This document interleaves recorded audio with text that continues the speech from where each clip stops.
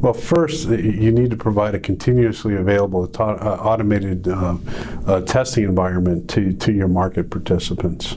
Market participants may have their testing going on in India or the Philippines, and the hours that they need to have the system available may not be the same ones that you have exchange staff available.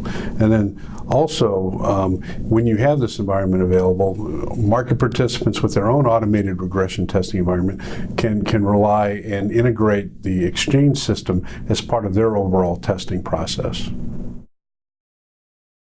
The second important factor is to be able to provide multiple test environments. At a minimum, you need to provide an example of the current production environment in test, and then you need to have the next system or the next release of your system available in a testing environment.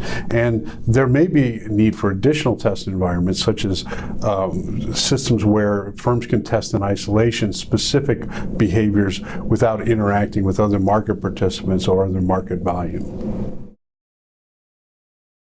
The first is you need to have an automated testing environment that can simulate other market participants and the interaction of these market participants with your exchange. And then it also must be able to mimic or replay extreme market events to actually fully stress the algorithms of market participants.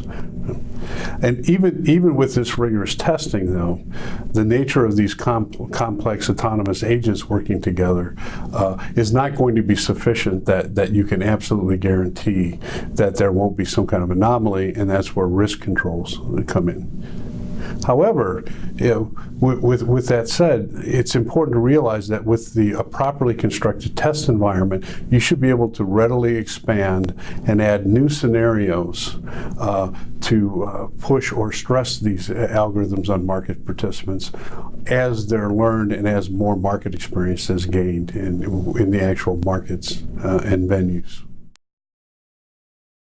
You actually need a combination of both live testing environment and a simulated environment for proper coverage.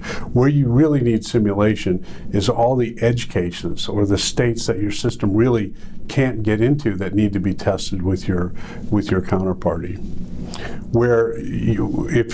But simulation isn't sufficient. You need to have the live testing, or otherwise you won't have the fidelity and you won't be exercising the live system, and you're not going to decrease the likelihood of some event or some problem being caused in production. There's another important aspect of live testing.